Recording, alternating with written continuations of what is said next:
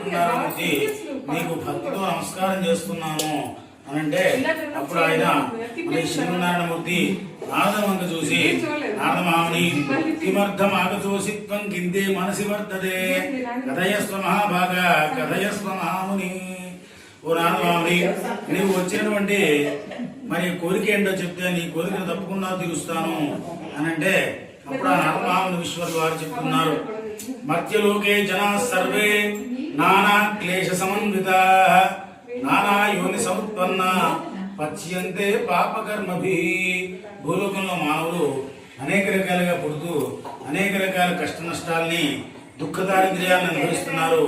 వీరికి కష్టాలు ఏ విధంగా దొరుకుతాయని చెప్పి ఆలోచిస్తూ పరిణామస్మరణ చేసుకుంటూ ఇక్కడికి వెంచేశాను అని చెప్పని మరి ఆ విధంగా అడిగేసరికి ఆ శ్రీమన్నారాయణమూర్తి చెప్తున్నారు, సత్యనారాయణోహం విష్ణు వంచితార్థ ఫలప్రద. సాక్షాత్తు నేనే భూమి పైన సత్యనారాయణ స్వామి వారిగా అవతారం ఎత్తి ఉన్నాను. ఆ యొక్క సత్యదేవుని ఎవరైతే సేవించుకుంటారో వారి సకల కష్టాలు తొలగిపోతాయి, సకలేశ్వర్యాలు సిద్ధిస్తాయని చెప్పని మరి ఆ వ్రత విధానంతా కూడా ఈ విధంగా చెప్తున్నాడు. దీనిని బ్రాహ్మణ, క్షత్రియ, వైశ్య, శూద్ర అనేటువంటి మరి వర్ణభేదం లేకుండా, స్త్రీ పురుష అనేటువంటి లింగభేదం లేకుండా సమస్తమైనటువంటి ప్రజలు కూడా ఈ వ్రతాన్ని ఆచరించుకోవచ్చు. అదేవిధంగా ఈ యొక్క వ్రతాన్ని ఎప్పుడెప్పుడు చేసుకోవాలయ్యా అంటే మాఘే వా మాధవే మాసి కార్తికే వా శుభే దినే ఏకాదశ్యాం పౌర్ణమాస్యాం రవి సంక్రమణేపి వా. ఈ యొక్క వ్రతాన్ని మాఘమాసంలో గాని, వైశాఖ మాసంలో గాని, కార్తీక మాసంలో గాని లేక ఏదైనా ఒక శుభదినందు గాని చేసుకోవచ్చు. అదేవిధంగా ఏకాదశి రోజున, పౌర్ణమి రోజున లేదా రవి ఒక రాశి నుంచి మరొక రాశికి మారేటువంటి రవి సంక్రమణ ఈ వ్రతాన్ని కనుక ఆచరిస్తే వ్రత ఫలితం అనేటువంటి దిగులీకృతం అవుతుంది. నారదమాముని మరి ఈ యొక్క వ్రతాన్ని చేస్తే వచ్చేటువంటి ఫలితం ఏంటయ్యా అంటే దుఃఖ శోకాదిశమనం, ధనధాన్య వివర్ధనం, సౌభాగ్య సంతతికరం, సర్వత్ర విజయప్రదం. ఈ వ్రతం చేయడం వలన దుఃఖ శోకాలు కూడా శమించబడతాయి, ధనానికి ధాన్యానికి లోటు ఉండదు, వివాహం కాక వాదం వారికి వివాహం అవుతుంది, సంతానం లేక వాదం వారికి సంతానం కలుగుతుంది, చదువు రాక వాదం వారికి చక్కటి విద్య వస్తుంది. ఎవరెవరైతే మనస్సులో ఏ కోరికలు ఉంచుకొని ఈ వ్రతాన్ని ఆచరిస్తారో వారికి ఆయా కోరికలు తప్పకుండా సిద్ధిస్తాయి. నారదమాముని మరి ఈ యొక్క వ్రతాన్ని ఆచరించేటువంటి వాళ్ళు ఏ విధంగా ఆచరించాలి అని అంటే సూర్యోదయాత్మకమైన నిద్రలేచి కాలకృత్యాల స్నానము, సంధ్యావనము, నిత్యదేవతార్చన చేసుకుని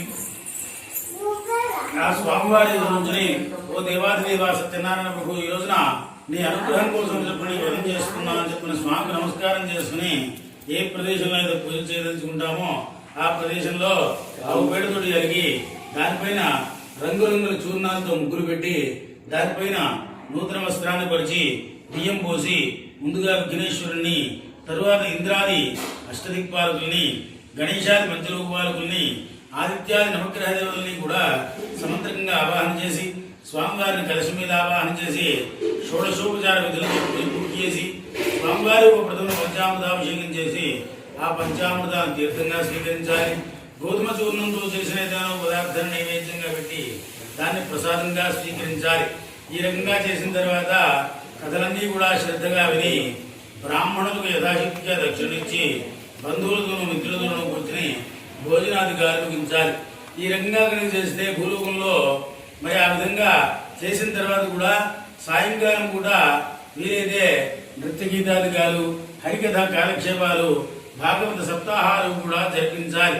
ఈ రకంగా కనుక చేస్తే భూలోకంలో మానవులు పూర్వజన్మలో చేసుకున్నటువంటి పాపకర్మల ఫలితంగా ఈ జన్మలో అనుభవిస్తున్నటువంటి అనేక రకాలైనటువంటి కష్ట నష్టాల నుంచి, దుఃఖ దారిద్ర్యాల నుంచి దూరమవుతారయ్యా అని చెప్పని ఆ శ్రీమన్నారాయణమూర్తి నారదమహామునీశ్వరుల వారికి ఈ విధంగా మరి వివరించినటువంటి వృత్తాంతాన్నంతా కూడా సూత మహాముని గురువు గారు తన యొక్క శవనకాది శిష్య బృందానికి మరి ఎప్పుడో జరిగిపోయిన వృత్తాంతాన్ని తన యొక్క దివ్య దృష్టితో చూసి తన శిష్యులకు చెప్పి అదే విషయాన్ని స్కాంద పురాణం అనేటువంటి పురాణంలో రేవాఖండంలో సత్యనారాయణ వ్రతకథాధ్యాయంలో ఈ విధంగా మరి 1వ అధ్యాయంగా వివరించి ఉన్నారు.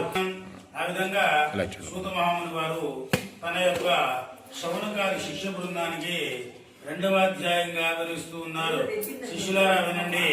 కశ్చిత్ కాశీపురే రమ్యే హ్యాసీ విప్రోతి నిర్ధన శుత్రుడ్వాం వ్యాకులో భూత్వాం నిత్యం బ్రాహ్మభూతలే.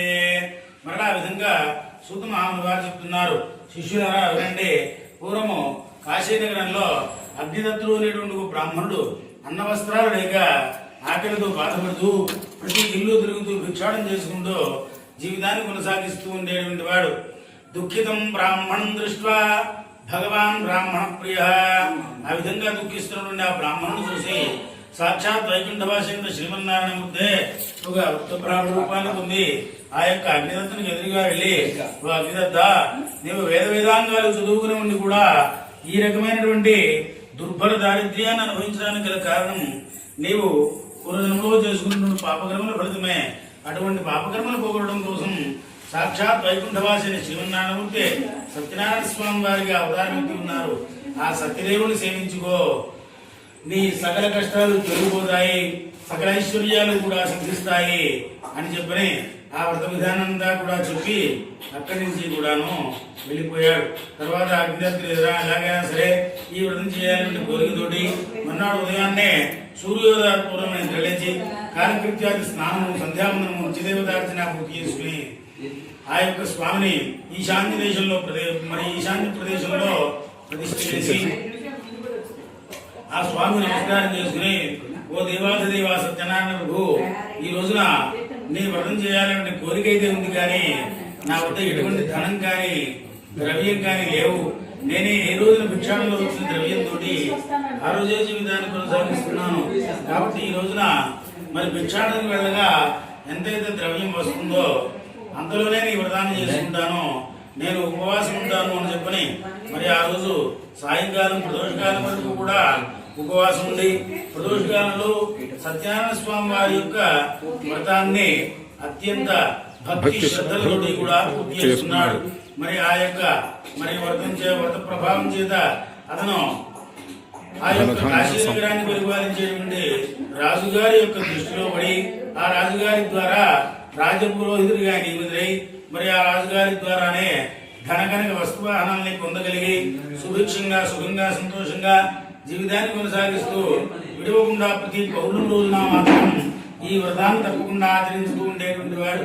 ఆ విధంగా ఒకనాటి పౌర్ణమి ఆ బ్రాహ్మణుడు వ్రతం చేస్తూ ఉంటే కట్టెలమ్ముకుని జీవించేటువంటి వర్తకుడు ఆ వీధి గుండా వెళ్తూ బాగా అలసిపోవడంతో దాహం తీర్చుకుందామనే ఉద్దేశంతో ఆ బ్రాహ్మణుడు ఇంటి వద్దకు రాగానే ఇక కట్టెల మొక్కను మోయలేక భారంగా అనిపించి బ్రాహ్మణుడు ఇంటి బయటనే వదిలేసి మరి కాస్త దాహం తీర్చుకుందామనే ఉద్దేశంతో లోపలికి ప్రవేశించి బ్రాహ్మణుడు చేస్తున్నటువంటి వ్రతం చూసి ఆయన కదిలించిన ఇష్టం లేక బాగా ఆకలి దప్పులతో ఉండి కూడా వ్రతం పూర్తయ్యే వరకు కూడా వేచి ఉండి వ్రతం పూర్తయిన తర్వాత ఆ సత్యనారాయణ స్వామి వారి యొక్క వ్రత విశేషాల్ని స్వామి యొక్క మహత్యాన్ని కూడా తెలుసుకుని తీర్థం ప్రసాదం తీసుకుని కొంత భోజనాన్ని కూడా చేసి మరి ఆ కట్టెల మోపును తీసుకుని ఇక ఆ రోజుకి ఇంటికి వెళ్ళిపోయి నేను కూడా ఎలాగైనా సరే ఈ వ్రతాన్ని చేసుకుని నా యొక్క దరిద్ర బాధ నుంచి దూరం అవుతాను అని చెప్పని మరునాడు ఉదయాన్నే సూర్యోదయాత్మూలమైన నిద్రలేచి స్నానం అది అన్ని పూర్తి చేసుకుని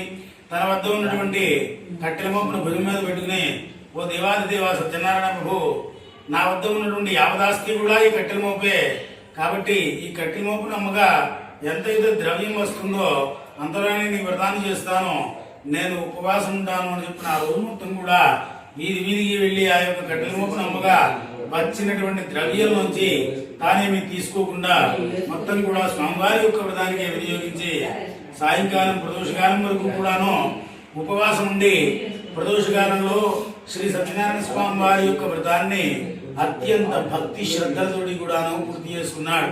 మరి ఆ యొక్క వ్రత ప్రభావం చేత స్వామి వారి యొక్క దివ్యమైనటువంటి అనుగ్రహ కృపా కటాక్షాలని పొందినటువంటి ఆ కట్టెలమ్ముకునేటువంటి వర్తకుడు దినదిన ప్రవర్తమానంగా వృద్ధి పొందుతూ మరి చక్కగా వ్యాపారంలో చాలా వృద్ధి పొందుతూ చక్కటి ఆర్థిక పరిపుష్టిని కలిగినటువంటి వాడై వివాహం చేసుకుని పుత్రుల్ని పుత్రికలని సంతోషాన్ని కూడా పొంది జీవితకాలం అంతా కూడా సకల సుఖాలని అనుభవించి చివరికి స్వర్గలోకాన్ని పొంది అటు పిమ్మట శాశ్వత విష్ణు జనానందాన్ని నుండి వైకుంఠానికి చేరుకున్నాడు అని చెప్పని ఆ సూత మహాముని వారు తన యొక్క శౌనకాది శిష్య బృందానికి ఈ విధంగా స్కాంద పురాణంలో రేవాఖండంలో సత్యనారాయణ కథాధ్యాయంలో 2వ అధ్యాయంగా వివరించి ఉన్నారు. ఆ విధంగా సూత మహాముని వారు చెప్తున్నారు. దినే దినే ధనం దత్వా ద్విజాన్ సంతోషయేత్ సుధీ. ఆ విధంగా సూత మహాముని వారు తన యొక్క శౌనకాది శిష్య బృందానికి ఈ విధంగా 3వ అధ్యాయంగా వివరిస్తూ, శిష్యులారా, పూర్వము ఉల్కాముఖుడు అనేటువంటి ఒక రాజుగారు ప్రజలందరినీ కూడా కన్నతండ్రివలే చూస్తూ రాజ్య పరిపాలన కొనసాగిస్తూ ఉండేటువంటి వాడు. మరి అతను ఒకనాడు భార్య పుత్ర సమేతంగా భద్రశీల నదీ తీరంలో సత్యనారాయణ స్వామి వారి యొక్క వ్రతాన్ని అత్యంత వైభవపేతంగా ఆచరిస్తూ ఉంటే సాధువున పెరుగుల వైశ్యుడు ఆ వీధి గుండా వెళ్తూ మరి ఆ రాజుగారు చేస్తున్న వ్రతం మొత్తం కూడా చూసి, మరి ఆ రాజుగారు వ్రతం చేస్తున్నారు కాబట్టి వ్రతం చూద్దామని చెప్పని అక్కడికి చేరుకుని మరి వ్రతమంతా కూడాను పూర్తి వరకు కూడా వేచి ఉండి వ్రతం పూర్తయిన తర్వాత రాజుగారి వద్దకు వెళ్ళి వినయంగా నమస్కారం చేసి, ఓ రాజా, మీరు అష్టైశ్వర్య సంపన్నులైనప్పటికీ కూడా ఈ వ్రతం చేయడంలో ఆంతర్యం ఏంటి, ఈ వ్రతం పేరేంటి, ఈ వ్రతం చేస్తే వచ్చేటువంటి ఫలితం ఏంటి అని చెప్పి అడిగాడు. అప్పుడు ఆ రాజుగారు చెప్తున్నారు, నాకు ఎన్ని ఉన్నప్పటికీ కూడాను సంవత్సరం క్రితం వరకు కూడా సంతానం లేక బాధపడుతూ ఉండేటువంటి వాడిని. అయితే ఒక సాధువు సన్యాసి చెప్పగా సత్యనారాయణ స్వామి వారి యొక్క వ్రతం గురించి తెలుసుకుని మరి ఆ యొక్క వ్రతం చేస్తానని చెప్పి మొక్కుకుంటే మరి ఇప్పుడు చక్కటి సంతానం కలిగింది కాబట్టి, పైగా నేను రాజును కాబట్టి నా యొక్క వైభవానికి తగ్గట్టుగా అత్యంత వైభవపేతంగా ఈ వ్రతాన్ని ఆచరిస్తూ ఉన్నాను అని చెప్పని మరి ఆ యొక్క వ్రత విధానాన్ని, స్వామివారి యొక్క మహత్యాన్ని, వ్రత విశేషాన్ని కూడా వైశ్యునికి వివరించి తీర్థం ప్రసాదం ఇచ్చి భోజనం కూడా పెట్టి సాగనింపారు. అప్పుడు ఆ రాజుగారి వద్ద సెలవు తీసుకున్నటువంటి ఆ వైశ్యుడు మరికొంత తీర్థ ప్రసాదం తీసుకుని ఆ ఇంటికి వెళ్ళి తన భార్య లీలావతిని కూడా పిలిచి ఆమెకు కూడా తీర్థం ప్రసాదం ఇచ్చి మరి వారిద్దరూ కూడా తీర్థం ప్రసాదం చేతితో పట్టుకుని, ఓ దేవాదిదేవా సత్యనారాయణ ప్రభు, మాకు కూడా వివాహమై చాలా సంవత్సరాలైంది, ఇప్పటి వరకు కూడా సంతానం లేక బాధపడుతున్నాం, కాబట్టి మాకు కనుక చక్కటి సంతానం కలిగితే నీ యొక్క వ్రతాన్ని తప్పకుండా ఆచరించుకుందామని చెప్పిన వారిద్దరూ కూడా ఆ యొక్క తీర్థ ప్రసాదాన్ని స్వీకరించారు.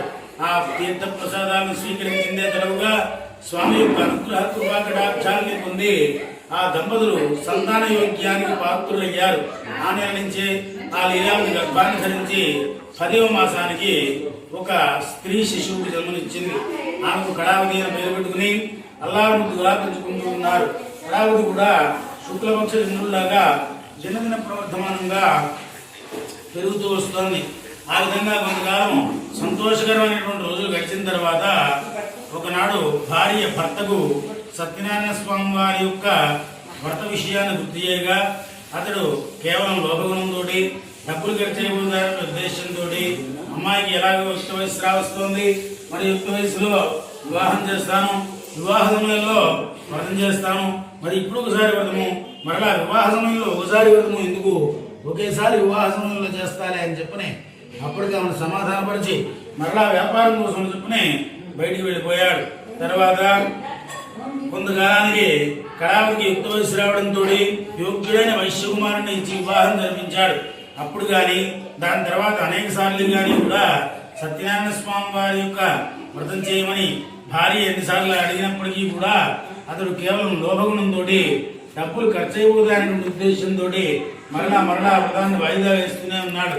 దానితో స్వామివారికి తీవ్రమైనటువంటి ఆగ్రహం కలిగింది. ఆ ఆగ్రహ ప్రభావం చేత వ్యాపారంలో చాలా గొప్పవాడైనటువంటి ఆ వైశ్యుడు తన యొక్క వ్యాపారాన్ని విస్తరించుకుందామని చెప్పని మన సొంత ఊరైనటువంటి రత్నపురం నుంచి కూడా పొరుగురైనటువంటి రత్నసానపురం అనేటువంటి ఊరికి పడవ నిండా సామాన్లు నింపుకుని తన కొత్త అల్లుడిని కూడా తీసుకుని బయలుదేరి పైనమై వెళ్ళాడు. ఆ విధంగా రోజంతా ప్రయాణం చేసి రత్నసానపురాన్ని చేరుకునేసరికి సాయంత్రం అయిపోయి రాత్రి అవుతుండడంతో ఇక ఈ రోజు మనం వ్యాపారం ప్రారంభించలేం, సూర్యాస్తం అయిపోయింది, కాబట్టి రేపు ప్రాతకాలం నుంచి మొదలు పెడదామని చెప్పని ఇక వారు ఆ పడవను ఒడ్డుకు పట్టించుకుని మరి ఒక చెట్టు కింద విశ్రాంతి తీసుకుంటూ ఉన్నారు. మరి ఆ సమయంలో సత్యనారాయణ స్వామి వారి విధంగా ఆశిస్తూ ఉన్నారు. ఇతను నా యొక్క వ్రతాన్ని చేస్తాను అని చెప్పని కేవలం లోభగుణంతో చేయకపోవడం వలన దారుణం కఠినం జాస్య మహద్దుఃఖం భవిష్యతి, దీనికి దారుణమైన కఠినమైన దుఃఖాలు కలుగుగాక అని చెప్పిన శాపం ఇచ్చాడు. ఆ యొక్క శాప ప్రభావం చేత ఆ రోజు రాత్రి ఆ నగరాన్ని పరిపాలించేటువంటి చంద్రకేతు మహారాజు గారి యొక్క ధనాగారంలో ఇద్దరు దొంగలు పడి కొంత ధనాన్ని అపహరించుకుని మూటలుగా కట్టుకుని పారిపోతూ నిద్రిస్తున్న వైశ్యుల వద్ద వదిలేసి పారిపోయారు. దాంతో వారినే వెంబడిస్తూ వస్తున్నటువంటి రాజభటులు ధనం అక్కడ కనబడడంతో ఆ ఇద్దరు వైశ్యులని దొంగలిద్దరుగా నిశ్చయించి వారిద్దరిని ఎటువంటి విచారణ కూడా జరపకుండా కట్టేసి నారాయణ బంధించారు. ఎంత చెప్పినా కూడా వారి మాట ఎవరు కూడా వినలేదు. ఇంకా స్వామి యొక్క శాప ప్రభావం చేత వారి పడవైనటువంటి సామాన్యుని కూడా ఏవో దేశాల నుంచి దొంగలించుకుని వస్తున్నారు వాడిని కూడా స్వాధీనం చేసుకున్నాడు. ఇంకా స్వామివారి యొక్క శాప ప్రభావం చేత అక్కడ కళావతి లీలావతిలో కూడా దొంగలు పడి సర్వం కూడా దోచుకుని పోయారు. వారికి తినడానికి తిండి కూడా లేక ప్రతి ఇల్లు తిరుగుతూ భిక్షాటం చేసుకుంటూ జీవితాన్ని కొనసాగిస్తూ ఉన్నారు.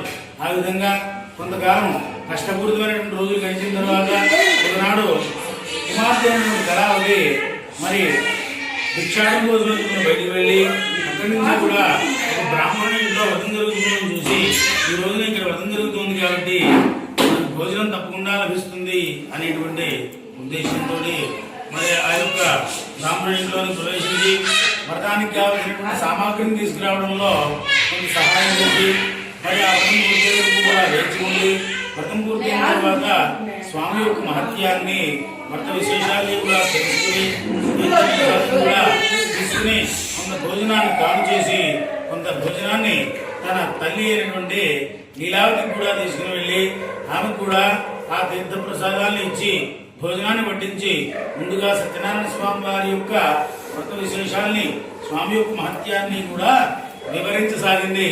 అప్పుడు ఆమెకు తన భర్త చేసినటువంటి ప్రతిజ్ఞ గుర్తుకు వచ్చి కుమార్తెతో ఈ విధంగా అంటుంది, ఈ యొక్క జననకాలంలో ఇదే విధంగా నేను కూడా సత్యనారాయణ స్వామి వారి యొక్క వ్రతాన్ని చేస్తాను అని చెప్పని కేవలం నేను ఎన్నిసార్లు గుర్తు చేసినప్పటికీ కూడా కేవలం వారు లోభగుణంతో చేయకపోవడం వల్లనే మనకి ఈ విధమైనటువంటి కష్టాలు కలుగుతున్నాయి.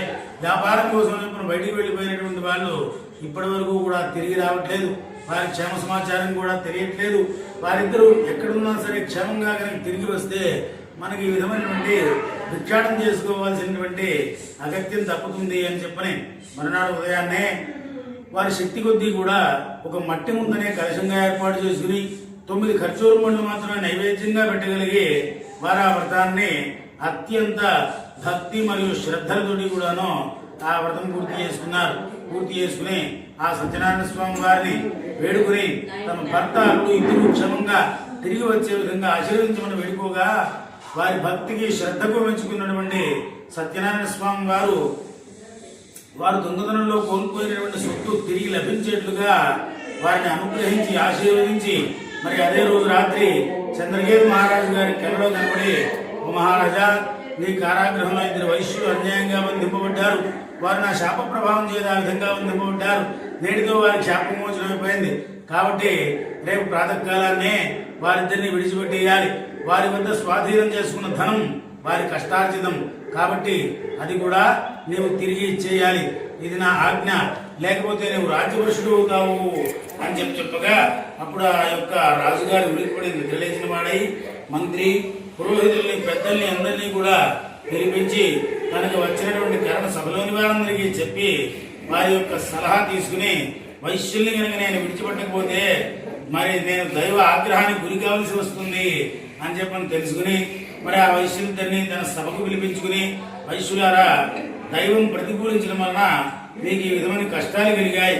ఇక మీకు భయం లేదు, మీ ఇద్దరిని విడిచిపెడుతున్నా అని చెప్పని వారికి క్షురగాది కర్మలు చేయించి కట్టుకోవడానికి కొత్త వస్త్రాలను సంతోషపెట్టి వారిద్దరినీ కూడా మరి రాత్రికి రాత్రే రేవు వద్దకు తీసుకుని వెళ్ళి మరి వారికి పడవలు ఏర్పాటు చేసి వారి వద్ద స్వాధీనం చేసుకున్న ధనం కంటే కూడా రెట్టింపు ధనాన్ని లెక్కగట్టి ఇచ్చి వారిని సంతోషపెట్టి, వైశ్యులారా, సరైనటువంటి విచారణ జరపకుండా మిమ్మల్ని కారాగృహంలో బంధించినందుకు నన్ను క్షమించండి అని ఆయన వారి వద్ద క్షమాపణ వేడుకుని రాజుగారి బ్రాహ్మీ ముహూర్తం వరకు వేచి ఉండి బ్రాహ్మీ ముహూర్తంలో రాజుగారు తిరిగి తన రాజ్యానికి వచ్చేశాడు. హఠాత్తుగా జరిగినటువంటి పరిణామానికి వైశ్యులకి ఏమీ అర్థం కాక మొత్తం మీద రెట్టింపు ధనం అయితే వచ్చింది కాబట్టి అని చెప్పిన వారిద్దరూ కూడా చాలా సంతోషంగా ధనాన్ని పడవల్లో నింపుకొని తమ సొంత ఊరైనటువంటి రత్నపురానికి పొరుగురైనటువంటి రత్నసానపురం నుంచి కూడా బ్రాహ్మీ ముహూర్తంలో తెల్లవారుజాము 4 గంటల సమయానికి బయలుదేరి పయనమై వెళ్తూ ఉన్నారు. ఇది తృతీయోధ్యాయ సమాప్త. వైశ్యులిద్దరూ కూడా ధనాన్ని పడవలో నింపుకొని మరి చాలా ఆనందంతో రెట్టింపు ధనాన్ని పొందామనేటువంటి ఒక ఆనందంతో వారిద్దరూ కూడా పడవనెక్కి తమ సొంత ఊరైనటువంటి రత్నపురానికి పొరుగురైనటువంటి రత్నసానపురం నుంచి కూడా బ్రాహ్మీ ముహూర్తంలో బయలుదేరి పయనమై వెళ్తూ ఉన్నారు. ఆ విధంగా కొంత దూరం ప్రయాణం చేసిన తర్వాత సూర్యోదయం కావడంతో నియమనిష్టాగరిష్టమైనటువంటి ఆ వైశ్యులు వారు సూర్యుడికి అర్ఘ్యప్రదానం వదులుకుందాము అనేటువంటి ఉద్దేశంతో పడవ నుంచి కూడా పడవను ఒట్టుకు పట్టించి పడవ నుంచి కూడా కిందికి దిగారు. ఆ సమయంలో సాక్షాత్ వైకుంఠవాసిన శ్రీమన్నారాయణమూర్తి దీనిని పరీక్షించదలిచి సత్యనారాయణ స్వామి వారి యొక్క వ్రతాన్ని చేయకపోవడం వలన ఈ విధంగా కష్టాలు కలుగుతున్నాయి అన్న విషయాన్ని వారికి తెలియజేయడం కోసం వారిని పరీక్షించదలిచి ఒక వృద్ధ సన్యాసి రూపంలో ఆ వైశ్యుల వద్దకు వేయించేసి, వైశ్యులారా, మిమ్మల్ని చూస్తే బాగా ధనవంతుల్లాగా కనబడుతున్నారు. మీ పడవ నిండా కూడా నిండా ధనం ఉన్నట్లుంది. ఈ రోజున శ్రేష్టమైనటువంటి పౌర్ణమి తిథి కావడంతో నేను సత్యనారాయణ స్వామి వారి యొక్క వ్రతాన్ని చేసుకోవాలి అనేటువంటి కోరికతో ఉన్నాను. కాబట్టి నాకు వ్రత సామాగ్రికి కావలసినంత ధనాన్ని దానంగా ఇవ్వండి అని చెప్పనంటే అప్పుడు ఆయన ఆ వైశ్యులిద్దరు కూడా ధనగర్వంతో ఉన్నవారు కాబట్టి ఆ సన్యాసిని చూసి పరిహాసంగా నవ్వుతూ, ఓ సన్యాసి, ఇంత అరణ్యంలో ఒక్కడు ఏ విధంగా సంచరిస్తున్నావు? మేము వ్రతానికి కావాల్సిన సామాగ్రికి కావాల్సినటువంటి ధనాన్ని ఇచ్చినప్పటికీ కూడా వ్రత సామాగ్రిని ఎక్కడి నుంచి కొనుగోలు చేస్తావు? అయినా విడ్డూరం కాకపోతే ఈ వయసులో వ్రతాలు నోములు చేసుకుని వరాలు పొంది ఏం చేస్తావు అని చెప్పని ఆయన్ని ఎగతాళిగా మాట్లాడుతూ, మరి ఎగతాళిగా నవ్వుతూ, మా పడవలో అసలు ధనమే లేదు, ఆకులు అలములు తప్ప మరేమీ లేవు, వెళ్ళు అని చెప్పని కఠినంగా పలికారు. దానితో స్వామివారు తథాస్తు సత్యంతు తేవచ, నీవు పలికిన ఈ మాటలు సత్యముగాక అని చెప్పిన అక్కడి నుంచి కూడా వెళ్ళి ఒక చెట్టు కింద కూర్చుని తపస్సు చేసుకుంటూ ఉన్నారు. అప్పుడు నిత్యకృత్యాలు తీర్చుకుని మరి సూర్యుడికి అర్ఘ్యప్రదానం ఎదుర్కొన్నటువంటి ఆ యొక్క వైశ్యులు ఇద్దరు కూడాను పడవ వద్దకు వచ్చి పడవ మొత్తం కూడా బరువు తగ్గి పైకి తేలిపోయిన చూసి వారిద్దరూ కూడా పడవలెక్కి చూసుకుని మరి ఇద్దరు కూడా ధనమ సంచులు బదులు ఆకులు అన్నులు ఉండడం చూసి మూర్చిల్లి కొంతసేపటికి తిరిగి తెచ్చుకుని ఇద్దరు కూడా ఏడుస్తూ ఉన్నారు. అప్పుడు అల్లుడు మామను చూసి, ఓ మామ, ఏడవడం వల్ల ప్రయోజనం లేదు. మనము సన్యాసిని నానా రకాలుగా దుర్భాషలాడాం, ఆయన శపించారు కాబట్టి ఈ విధంగా జరిగింది. ఆయన దైవాంశ సంభూతులై ఉంటారు, మనం ఒక సామాన్య మానవుల్లాగా తీసి పారేశాం. కాబట్టి ఇంత అరణ్యం మధ్యలో మనం రక్షించగలిగేది ఆ సన్యాసి మాత్రమే. కాబట్టి ఆయన వేడుకుందాం పదా అని చెప్పని వారిద్దరూ కూడా వెళ్ళి మరి ఆ యొక్క సన్యాసికి పాదాక్రాంతమై, ఓ స్వామి, అజ్ఞానము అవివేకమై మీతో పరిహాసంగా మాట్లాడాం, మా యొక్క అపరాధాన్ని క్షమించి మమ్మల్ని రక్షించండి అని అనేక రకాలుగా ప్రార్థిస్తే అప్పుడు సన్యాసి రూపంలో స్వామివారు అంటున్నారు, నీవు సత్యనారాయణ స్వామి వారి యొక్క వ్రతం చేస్తాను అని చెప్పని నీ భార్య ఎన్నిసార్లు గుర్తు చేసినప్పటికీ కూడా కేవలం లోభగుణంతో నీవు ఆ వ్రతం చేయకపోవడం వల్లనే నీకు ఈ విధమైన కారాగ్రహవాసం కలిగింది. అక్కడ నీ భార్య పుత్రులు ఇద్దరు కూడా దుర్భరమైనటువంటి దారిద్ర్యాన్ని అనుభవిస్తూ ప్రతి ఇల్లు తిరుగుతూ భిక్షాటం చేసుకుంటూ నీ యొక్క రాక కోసం ఎదురు చూస్తూ ఉన్నారు అని చెప్పగా అప్పుడు ఆ వైశ్యుడు కన్నీటి పర్యంతమై, వచ్చింది ఎవరో కాదు, సాక్షాత్తు సత్యనారాయణ స్వామి వారే ఈ సన్యాసి రూపంలో వేయించేసి నాకు కనువిప్ప కలిగించదలిచారు. లేకపోతే ఎన్నో ఏళ్ల క్రితము నేను 4 గోడల మధ్యలో చేసుకున్నటువంటి ప్రతిజ్ఞ ఇంత అరణ్యంలో ఉన్నటువంటి సన్యాసి ఏ విధంగా తెలిసింది. మరి నేను కారాగ్రహవాసాన్ని పొందినట్లుగా కూడా చెప్తున్నారు. మరి దీన్ని బట్టి చూస్తే అక్కడ నా భార్య పుత్రికలు ఇద్దరు కూడా దుర్భరమైనటువంటి దారిద్ర్యాన్ని అనుభవిస్తూ ప్రతి ఇల్లు తిరుగుతూ భిక్షాటం చేసుకుంటూ నా రాక కోసం ఎదురు చూస్తూ ఉండి ఉంటారు. అయితే ఉట్టి చేతులతో నేను వారి వద్దకు వెళ్ళి ఏం చేయగలను అని చెప్పిన బాధపడుతూ ఆ సన్యాసికి పాదాక్రాంతమైన నమస్కారం చేసి, ఓ స్వామి, మీరు సాక్షాత్తు విష్ణుమూర్తి యొక్క స్వరూపులు, బ్రహ్మాండమంతా కూడా విష్ణు మాయ చేత నిండబడి ఉంది. బ్రహ్మాది దేవతలు కూడా విష్ణు మాయను ఛేదించలేరు. ఒక సామాన్య మానవుణ్ణి, నేనేంద్రి వాణ్ణి, నా పైన కరుణ వహించి నన్ను రక్షించండి అని అనేక రకాలుగా ప్రార్థిస్తూ బ్రహ్మాది దేవతలే ఛేదించలేనటువంటి మీ యొక్క మాయా స్వరూపంలో కామ, క్రోధ, లోభ, మోహ, మతమాత్సర్యాలనేటువంటి అరిషడ్ వర్గాల్లో లోభగుణం అనేటువంటి దానికి నేను కూడా సామాన్య మానవుడినే కాబట్టి వశుణ్ణైపోయాను. కాబట్టి నాకు తరుణోపాయం చెప్పండి అని చెప్పగా అప్పుడు ఆ సన్యాసి రూపంలో ఉన్న స్వామివారు అంటున్నారు, నీవు వీలైనంత త్వరగా కనుక సత్యనారాయణ స్వామి వారి యొక్క వ్రతాన్ని ఆచరించుకుని నీకు కలిగినంతలో దాన ధర్మాలు కనుక చేస్తే కనుక నీ యొక్క జన్మ చరితార్థమవుతుంది అని చెప్పిన అక్కడి నుంచి కూడా అంతర్ధానం అయిపోయారు.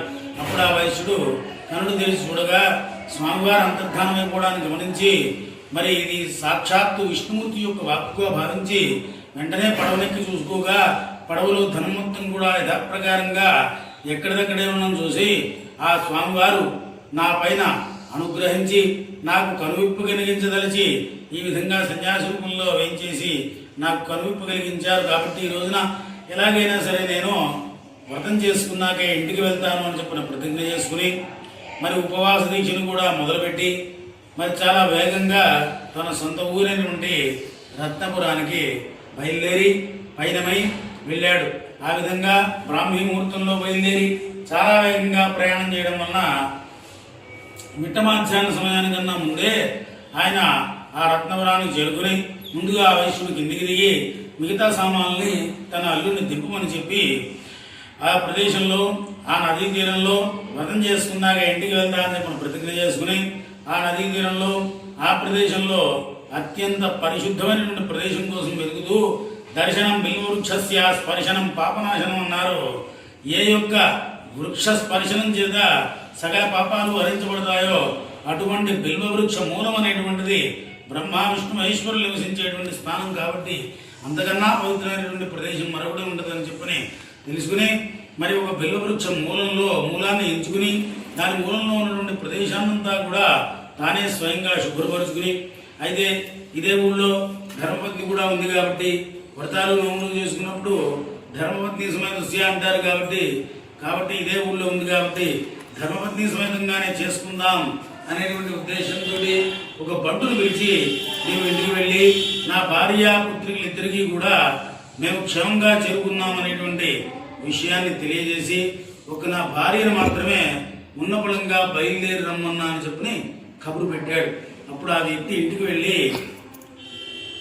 వెళ్ళేసరికి కళావతి లీలావతి ఇద్దరు కూడా ముందు రోజు చేసినటువంటి సత్యనారాయణ స్వామి వారి యొక్క వ్రత ప్రభావం చేత వారు దొంగతనంలో కోల్పోయినటువంటి సొత్తు తిరిగి లభించడంతో వారిద్దరూ కూడా మరి మరలా ఒక్కసారి వారి శక్తి కొద్దీ కూడా సత్యనారాయణ స్వామి వారి యొక్క వ్రతాన్ని ఆచరించుకుందామనేటువంటి ఉద్దేశంతో వ్రతానికి సమాయత్తమవుతూ ఉన్నారు. ఆ సమయంలో ఆ వ్యక్తి వెళ్ళి మీ భర్త అల్లుడు ఇద్దరు క్షేమంగా చేరుకున్నారు, మిమ్మల్ని ఒక్కళ్ళని మాత్రం ఉన్నపళంగా బయలుదేరి రమ్మన్నా అని చెప్పని కబురు పెట్టారు అని చెప్పి వెళ్ళిపోయాడు.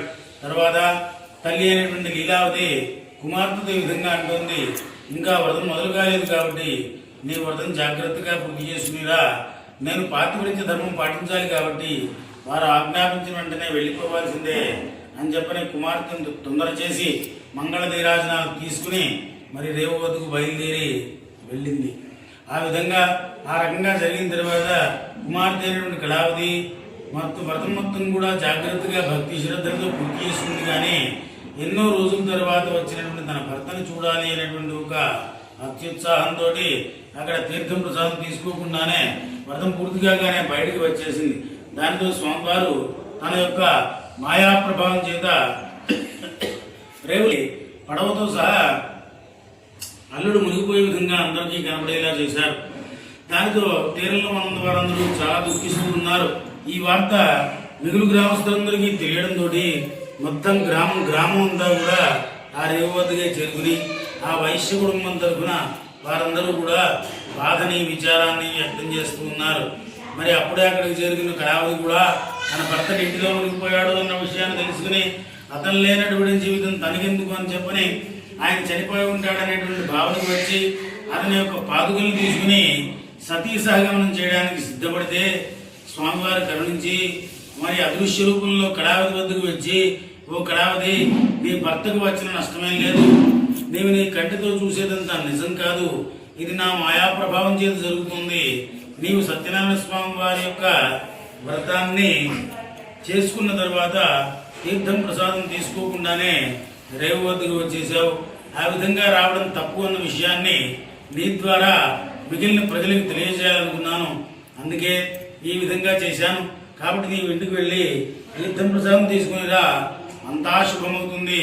నీ యొక్క కథను సూర్య చంద్రుడు ఎప్పటిదాకా అయితే ఉంటారో అప్పటిదాకా సత్యనారాయణ స్వామి వారి యొక్క వ్రతాన్ని ఎప్పుడెప్పుడు చేసుకుంటారో అప్పుడప్పుడల్లా కూడా ప్రజలందరూ కూడా నీ కథను చెప్పుకుంటారు అని చెప్పేసరికి పరుగున కళావతి ఇంటికి వెళ్ళి తీర్థం ప్రసాదం తీసుకుని వచ్చేసరికి తన భర్త ఒక నిత్య సాయంతో సామాన్లన్నీ కూడా కిందికి దించుకుని చూసి కళావతితో పాటుగా మిగులు గ్రామస్తులందరూ కూడా ఆశ్చర్యమైనటువంటి వారై వారందరూ కూడా సత్యనారాయణ స్వామి వారి యొక్క మహత్యాన్ని ప్రత్యక్షంగా అనుభవించినటువంటి ఆ గ్రామస్తులందరూ కూడా ఆ స్వామివారికి భక్తులుగా మారి ఆ స్వామివారికి అక్కడే సాష్టాంగ ప్రణామం చేసి వైశ్య కుటుంబం సంకల్పించినటువంటి సత్యనారాయణ స్వామి వారి యొక్క వ్రత సామాగ్రికి కావలసినటువంటి వ్రతానికి కావలసిన సామాగ్రిని గ్రామస్తులే ఏర్పాటు చేసి అందరూ కూడా ఉపవాస దీక్షను మొదలుపెట్టి వారందరూ కూడా ఆ మారేడు వృక్షం కిందకే చేరుకుని మొట్టమొదటిసారిగా సామూహికమైనటువంటి సత్యనారాయణ స్వామి వారి యొక్క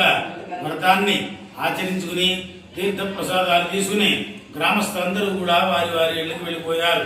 తర్వాత వైశ్య కుటుంబం కూడా మరి తీర్థం ప్రసాదం తీసుకుని వ్యక్తిపు ధనాన్ని కూడా తీసుకుని మేడతాళాలతో బంధుమిత్ర సపరివార సమేతంగా ఇంటికి చేరుకుని అప్పటి నుంచి కూడా విడవకుండా ప్రతి పౌర్ణమి రోజున రవి సంక్రమణ రోజున ఏకాదశి తిథిన కూడా ఈ వ్రతాన్ని ఆచరిస్తూ ఇహలోకంలో సకల సుఖాన్ని పొంది చివరికి స్వర్గలోకాన్ని పొంది అటు పిమ్మడి శాశ్వత విష్ణు చరణాబృందాల నుండి వైకుంఠాన్ని చేరుకున్నారు అని చెప్పి ఆ సూత మహాముని వారు తన యొక్క శౌనగాది శిష్య బృందానికి ఈ విధంగా 4వ అధ్యాయంగా వివరించి ఉన్నారు.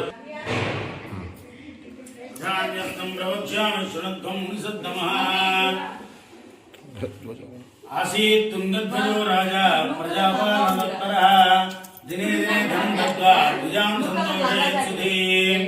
మరలా విధంగా సూత మహాముని వారు తన యొక్క శౌనగాది శిష్య బృందానికి 5వ అధ్యాయంగా ఉన్నారు. పూర్వము తుంగధ్వజుడైనటువంటి మహారాజు గారు ప్రజలందరినీ కూడా కన్నతండ్రి వలె చూస్తూ సమదృష్టితోటి సమన్యాయంతో చక్కటి ధర్మ పరిపాలన కొనసాగిస్తూ ఉండేటువంటి వాడు.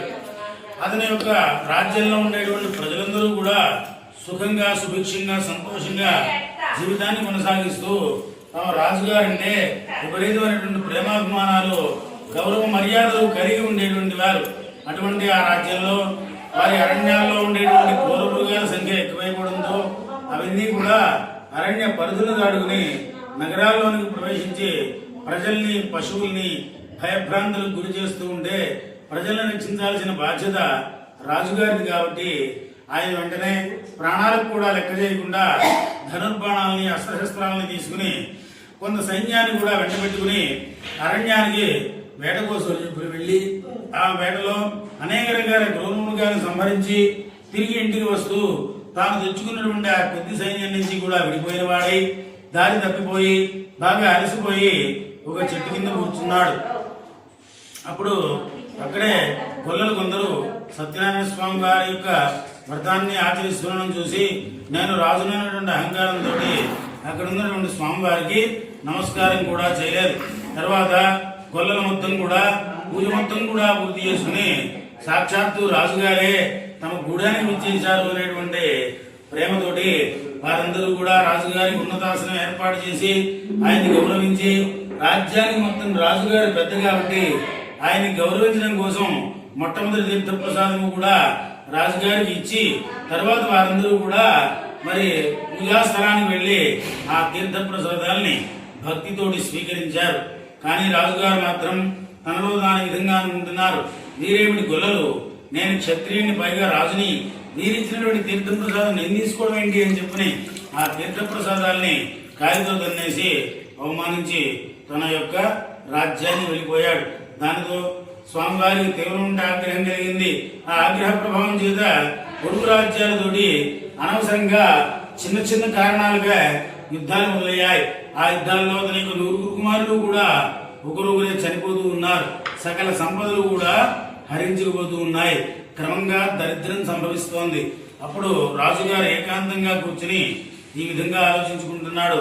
అయ్యో, గొల్లలు ఇచ్చారని చెప్పని నీచంగా భావించి స్వామి యొక్క తీర్థ ప్రసాదాన్ని కాలితో తన్నేసి అవమానించాను. అదేవిధంగా నేను రాజును అనేటువంటి అహంకారంతో అక్కడున్న స్వామి వారికి నమస్కారం కూడా చేయలేదు. అందుకే స్వామి ఈ విధంగా నన్ను రాజ్యభ్రష్టుని చేస్తున్నాడు అని చెప్పి తెలుసుకుని తాను ఎక్కడైతే ఆ తీర్థ ప్రసాదాలను అవమానించాడో ఆ ప్రదేశానికి వెళ్ళి అక్కడంతా గోమూత్రం చల్లి శుద్ధి చేసి గోమయంతుడు ఎరిగి దానిపైన రంగురంగుల చూర్ణాలతో ముగ్గులు పెట్టి కల్పోక్త ప్రకారంగా అత్యంత వైభవపేతంగా వ్రతాన్ని ఆచరించి తీర్థ ప్రసాదాలు తీసుకుని అక్షతలు వేసుకుని స్వామి యొక్క అనుగ్రహాన్ని పొంది తిరిగి తన రాజ్యానికి వెళ్ళి ఆ స్వామివారి పైన భారం వేసి తానే స్వయంగా యుద్ధంలో పాల్గొన్నాడు.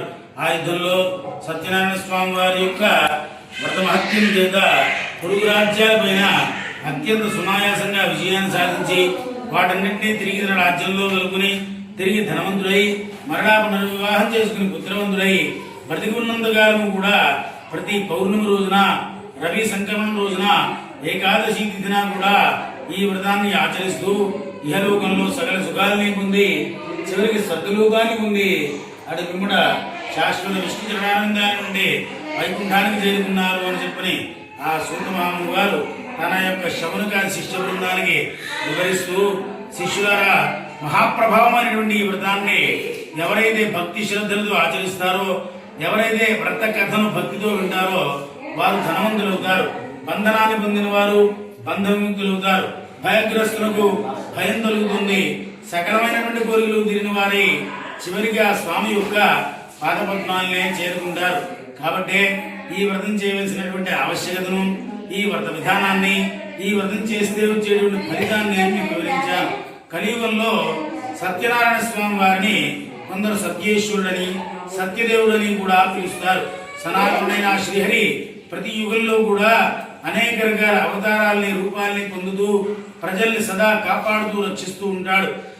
వ్రతం చేయడానికి కనుక శక్తి లేకపోతే ఎవరైనా ఈ వ్రతం చేస్తూ ఉండగా చూసినా, భక్తి శ్రద్ధలతో కథలు విన్నా, ప్రీతితో స్వామి యొక్క తీర్థ ప్రసాదాలు సేవించినా కూడా ఆ హరిహర బ్రహ్మాత్మక శ్రీ రమాసహిత వీర వెంకట సత్యనారాయణ స్వామి వారి యొక్క దివ్యమైనటువంటి అనుగ్రహ కృపా కటాక్షాలకు పాత్రుడవుతారు అని చెప్పని ఆ సూత మహాముని గారు తన యొక్క శౌనకాది శిష్య బృందానికి ఈ విధంగా స్కాంద పురాణంలో, రేవాఖండంలో, సత్యనారాయణ వ్రతాధ్యాయంలో 5వ అధ్యాయంగా వివరించి ఉన్నారు.